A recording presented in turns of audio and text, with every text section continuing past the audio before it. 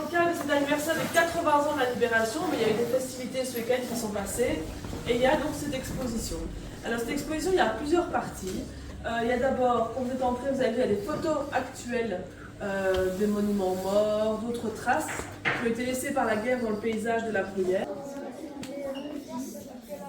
Il y a des panneaux d'exposition avec des photos et du texte. Ça, il y a ceux avec le bandeau rouge, c'est ceux qui ont été faits par la province, qui sont un peu plus généraux. Et ceux avec le bandeau bleu, ça concerne vraiment la Bruyère. Et alors, il y a une exposition ici que vous voyez avec, sur les enfants soldats. C'est une exposition qui est proposée par Amnesty. Alors, ce qu'on va faire ici, il va y avoir 3 moments différents. Donc d'abord, je vais vous laisser quelques minutes, une dizaine de minutes, pour découvrir un peu ces expositions. Et vous pouvez regarder un peu, il y a des vitrines avec des objets, il y a des panneaux, il y a des photos, etc.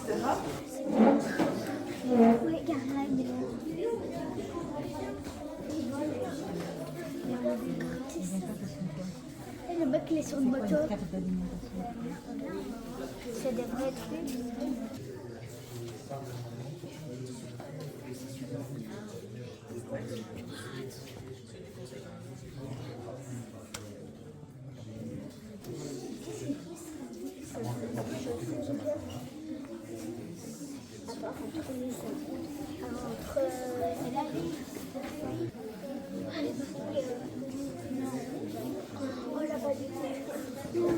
C'est une balle de volet. Je l'ai pris la mienne. Les gars, c'est un bon cinéma. Tous les gens qui étaient là, ils un bon cinéma. Et Lynch, je pense que dans... Ici, un bar.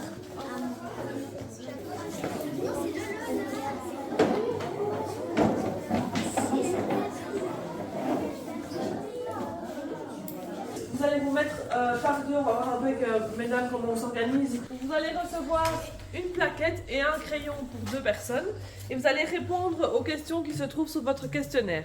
Alors pour savoir où vous allez trouver les réponses aux questions, vous devez trouver les panneaux qui correspondent. Donc ici dans l'encadré rouge, il y a le titre des panneaux. Donc il est écrit « Pour répondre à ce questionnaire, rends-toi au panneau intitulé ». Ici par exemple c'est « Drôle de guerre »,« L'invasion »,« L'exode » et « L'exode suite ».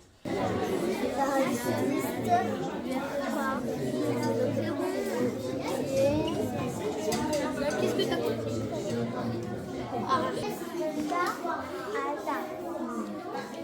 Oh, tu vois.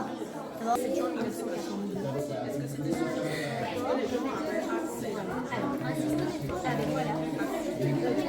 ben ça, donc on met un rationnement des entrailles du système fainéant.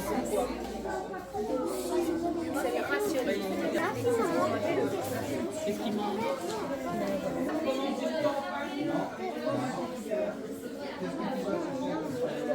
Ça c'est fait. Je pense. C'est l'exode.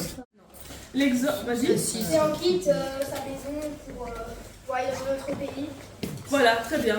Donc l'exode, c'est le fait de partir de chez soi pour aller ailleurs. Qu'est-ce qu'on entend par exode pendant la Seconde Guerre mondiale? Pourquoi est-ce que les gens vont quitter leur maison pendant la Seconde Guerre mondiale? Parce que des fois il y a des gens qui les cherchent pour les tuer. Voilà, parce qu'ils se sentent menacés, parce qu'ils ont peur qu'on les recherche pour les tuer. Mais ça, c'est plutôt pendant le cours de la guerre, les gens vont devoir se cacher. Mais au début de la guerre, en mai 1940, quand les Allemands arrivent, pourquoi est-ce que les gens vont partir de chez eux? Qu'est-ce qui leur fait peur? Les bombardements. Les bombardements, la guerre, les combats, ça leur fait peur, effectivement. Donc ils ont peur parce que voilà, il va y avoir des combats. Par exemple, ici à Saint-Denis, les soldats français qui venaient pour défendre la Belgique ont dit aux gens il faut partir parce qu'il va y avoir des combats ici dans le village, probablement, donc vous devez partir. Donc ça, c'est une raison qui pousse les gens à partir dans les zones. Et donc en 1940, les Belges, ils savent que les Allemands vont arriver, ils ont peur, ils essaient de partir en France. Souvent, ils sont rattrapés par les Allemands qui avancent très vite et donc ils vont rentrer chez eux tout simplement. Et alors vivre ce qu'on appelle l'occupation, c'est-à-dire que les Allemands vont imposer leur façon de faire, leur mode de vie aux Belges. Et c'est pour ça qu'on dit quelque part qu'après on a été libérés, et alors on ne doit plus dépendre de ce que les Allemands décident pour nous. Donc l'occupation, mais comme j'ai dit, c'est le fait de s'installer et d'imposer quelque part sa loi aux populations du lieu où on va. Alors pendant la guerre, donc, durant la période d'occupation, il va y avoir des difficultés qui vont être rencontrées par la population belge. C'est quoi? Vous avez trouvé quoi sur les panneaux? Oui? L'augmentation des prix, des loisirs, se chauffer, la nourriture, des vêtements. Très bien. Donc d'abord, il va y avoir une augmentation du prix des denrées. Pourquoi? Parce qu'elles deviennent rares. Donc il y a plein de produits qu'on a du mal à trouver. Pourquoi est-ce qu'on a du mal à trouver ces produits? Soit parce qu'on ne les fait plus venir en Belgique. Donc il y a beaucoup de produits qui viennent par exemple des États-Unis. Et comme l'Allemagne est contre les États-Unis, elle n'autorise plus les bateaux à amener leurs marchandises. Pour ne pas que les Américains aient de l'argent du fait qu'ils vendent les marchandises. Donc il y a plein de produits qu'on ne trouve plus. Et donc ces produits, quand on les trouve, ils sont très très chers. Donc il y a l'augmentation du coût de la vie. Il y a le fait qu'on ne trouve plus certains produits. Il y a aussi le fait que les Allemands en fait réquisitionnent, c'est-à-dire qu'ils imposent de prendre une partie des récoltes pour leurs soldats, etc. Et donc les producteurs, les agriculteurs, il y a certains produits qu'ils ne veulent plus faire et ça ne sert à rien. Nous on cultive des pommes de terre et puis les Allemands nous prennent tout. Et donc ils ne veulent plus par exemple cultiver des pommes de terre et donc il n'y a plus de pommes de terre non plus pour la population. Donc il y a des gros problèmes pour se nourrir. Tu l'as très bien vu, se vêtir, il y a certaines matières premières qui commencent à manquer. Vous verrez là-bas, dans une vitrine, il y a une paire de chaussures, on voit les semelles sont en bois parce qu'il n'y a plus de caoutchouc. Parce que là, les Allemands réquisitionnent tout le caoutchouc, donc les roues, les pneus des vélos, etc., pour équiper leur matériel militaire de ce caoutchouc. Et donc il n'y a plus de caoutchouc pour la population. Que reçoit la population et que doit-elle faire avec? Rationnement des denrées alimentaires. Voilà, donc on va rationner certaines denrées alimentaires et on va mettre en place, donc rationner, ça veut dire qu'on octroie une certaine quantité à chaque famille. Et donc c'est ce qu'on appelle le rationnement. Chaque famille n'a droit qu'à une certaine quantité. Et en plus de ça, on va mettre en place ce qu'on appelle le ravitaillement, ça passe notamment par des timbres. C'est-à-dire que les autorités belges, en collaboration avec l'autorité occupante, les Allemands, on va mettre en place des choses pour que les gens aient quand même à manger. Donc on donne à chaque famille des timbres de ravitaillement qui leur permettent de venir chercher alors certaines denrées alimentaires. Donc on peut échanger des bons contre du pain par exemple, contre des pommes de terre, ce genre de choses. Du lait, il y avait un système qui permettait aussi que les enfants reçoivent de la nourriture à l'école parce que parfois ils n'avaient pas assez à manger. Et donc voilà, en collaboration entre les écoles, les autorités et les Allemands, on donnait quand même à manger aux enfants à l'école. L'occupation, c'est aussi des restrictions au niveau de la liberté des gens. Donc par exemple, on ne veut pas se rassembler parce que les Allemands se disent si les Belges se rassemblent, peut-être ils vont monter des plans contre nous et donc on veut éviter que les gens se rassemblent. On interdit aux gens de manifester. On ne peut pas écouter la radio parce que certaines radios diffusent des informations que les Allemands n'ont pas envie qu'on reçoive ici. Voilà, donc il y a toute une série de mesures aussi qui restreignent les libertés des gens. Par exemple, on ne peut pas se déplacer comme on veut. Donc si vous habitez à Meux et que vous voulez aller à Saint-Denis, vous devez avoir une autorisation signée par les autorités allemandes pour pouvoir vous déplacer en expliquant pourquoi vous voulez vous déplacer. Donc les gens ne sont plus libres de faire ce qu'ils veulent. D'accord ? C'est ça, l'occupation. La résistance et la collaboration, c'est difficile à comprendre. Donc, les Allemands, ils imposent des choses à la population belge. Et il y a des gens qui acceptent ça, qui disent « Ok, nous, on est d'accord avec ce que les Allemands mettent en place. » Et bien, on peut parfois les aider à soutenir ce système, à mettre des choses en place. Et d'autres qui disent « Ah non, non, non, nous, on n'est pas du tout d'accord, nous, on s'oppose à ça. On va faire tout ce qu'on peut pour embêter les Allemands, pour les empêcher de mettre en œuvre leur plan. » Et donc, ceux qui acceptent et qui aident, ce sont ceux qui font de la collaboration. Et ceux qui disent non, nous, on n'est pas d'accord et qui les empêchent de faire ce qu'ils ont envie de faire, ce sont les résistants. D'accord ? Alors, est-ce que vous avez pu trouver quelques exemples de résistance ? Comment est-ce qu'on peut résister à l'occupant allemand ? Est-ce que vous avez trouvé des exemples ? Non, saboter leur truc. Saboter leur quoi ? Saboter ce qu'ils veulent faire. Voilà. Saboter ce qu'ils veulent faire, c'est par exemple piéger les rails. Que les trains, parfois, il y a des trains d'armée qui transportent des armes. Très bien, tu as tout compris. Donc en fait, quand on fait sauter les rails ou les ponts de chemin de fer, c'est pour empêcher les trains de circuler, pour éviter la circulation des armes, des soldats, etc. Donc pour empêcher les Allemands de mettre en œuvre leur plan. Et donc il y a des gens qui vont faire de la résistance. Ce type de résistance-là, par exemple, évidemment, c'est très dangereux. Parce que si les Allemands vous prennent, vous pouvez être envoyé dans des camps en Allemagne, voire même tué. Donc c'est très dangereux de faire de la résistance.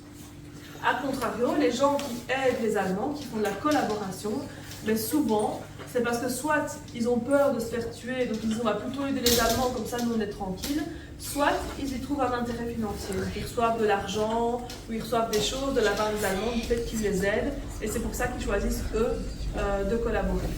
Il y avait la résistance aussi du quotidien, c'est-à-dire des familles comme vous, comme vos parents, et qui étaient d'accord d'aider des personnes qui en avaient besoin. Donc les Allemands, ils recherchaient plusieurs types de personnes. Ils recherchaient les soldats alliés, donc les soldats par exemple, il y avait des avions qui passaient au-dessus de la Belgique, des soldats américains ou anglais, et parfois les avions tombaient, se crachaient, il y avait des accidents, mais les équipages n'étaient pas forcément morts, et donc il fallait aider ces gens à pouvoir se cacher et échapper aux Allemands, parce que si les Allemands les attrapaient, ils allaient les faire prisonniers. Et donc il y a des familles qui se sont mobilisées, qui ont caché des gens chez eux, soit des soldats alliés, soit des personnes juives, parce que vous savez que les Allemands, ils étaient contre les Juifs, ils les envoyaient dans des camps d'extermination, donc pour les faire travailler jusqu'à l'épuisement.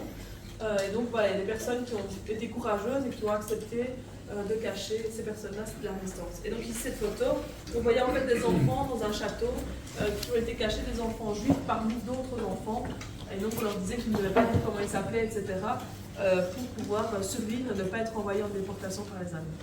Alors le dernier questionnaire, c'était sur la libération. Qui avait ce questionnaire-là? Super. Alors qu'est-ce qui se passe en 1944 au niveau de la province de Namur notamment? Qu'est-ce qu'il y a beaucoup dès le début de l'année 44 et ça s'intensifie avec le temps? C'était la première question. En 1944, le bombardement a eu lieu en province de Namur. Oui. Et qui organise ces bombardements? Les Américains et les Anglais. Voilà, très bien. Donc il y a des Américains et des Anglais donc, qui survolent la Belgique et qui bombardent certaines cibles. Ils bombardent quoi comme cible? Les ponts Les ponts et les rails. Les ponts et les rails, c'est un peu ce qu'on disait tout à l'heure. Donc ils visent les nœuds ferroviaires, comme on appelle ça, les centres ferroviaires, les rails, les gares, mais pour éviter, on a dit tantôt, la circulation des marchandises qui servent à l'armée allemande. D'accord?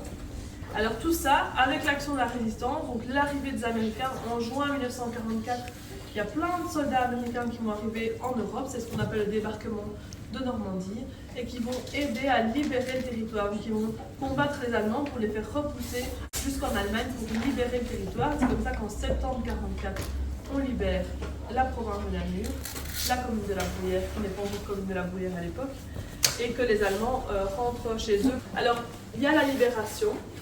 C'est une grande fête, vous avez vu, il y a des photos avec les gens qui montent sur les chars, on met des drapeaux dans les rues, les gens évidemment sont contents puisqu'ils vont être libérés. Est-ce que quelqu'un veut présenter son image aux autres et expliquer pourquoi il l'a choisie? Donc ce que je propose, c'est d'abord d'expliquer ce que vous voyez sur votre image et puis de dire pourquoi vous avez choisi cette image-là, d'accord? Qu'est-ce qu'on voit sur ton image?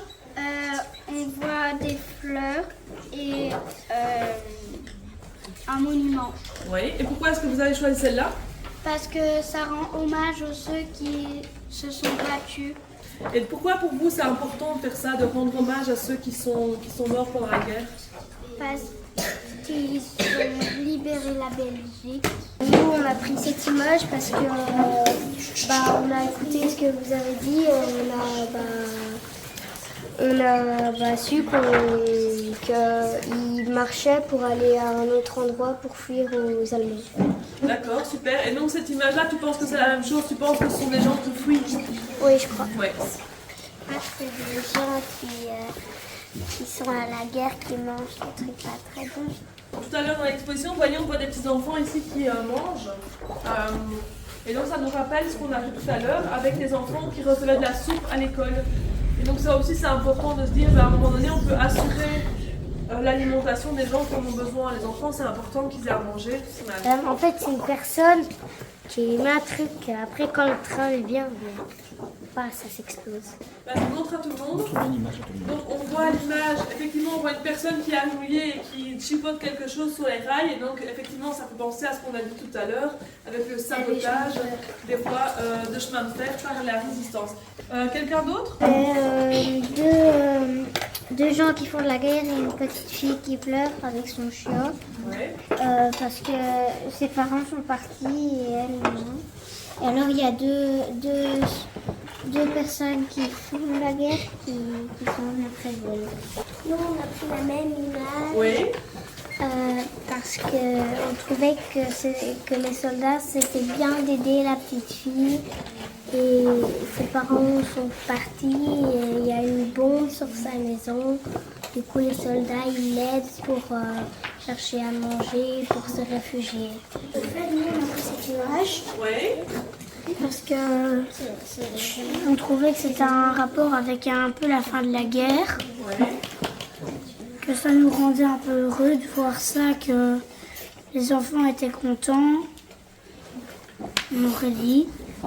Ils prenaient des grands drapeaux et il y avait des soldats qui marchaient. Mais qu'est-ce qu'on voit sur l'image? Et un papa et une fille. On voit un soldat en tout cas et une petite fille qui se font une bise, c'est vrai. Et donc tu penses que c'est un papa qui revient de la guerre et qui retrouve sa petite fille, c'est ça? Et pourquoi est-ce que tu as choisi cette image-là? Parce que ça me touchait. Ça fait partie aussi des moments joyeux par rapport à la guerre. Vous voyez derrière, on voit des dames, on dirait qu'elles font une farandole, qu'elles dansent. Mais voilà, la guerre, il y a des moments tristes, mais il y a aussi des moments joyeux, comme ces scènes de retrouvailles, les scènes de la libération, etc. Et nous, comme dans toute situation, il y a moyen de trouver des choses positives et des choses négatives pendant la guerre. En fait, on a été rencontrer des personnes qui ont connu la Seconde Guerre mondiale, qui étaient des enfants. Ils avaient plus ou moins votre âge, certains étaient un peu plus âgés. Et en fait, il y en a qui nous ont dit qu'ils avaient des bons souvenirs de la guerre, parce que pour eux, c'était un peu comme une aventure, quand ils sont partis en exode, etc. Ben, ils disent, nous, on n'était jamais sortis de notre village, on a découvert d'autres endroits, on était tous ensemble, c'était quand même chouette. Donc vous voyez, ça dépend aussi du point de vue avec lequel on prend les choses. Mais donc, il y a, dans toute situation, en tout cas, du positif et du négatif à retenir. D'accord? Alors, ce que je vais vous proposer maintenant, je vous remercie en tout cas pour votre participation active à cette animation.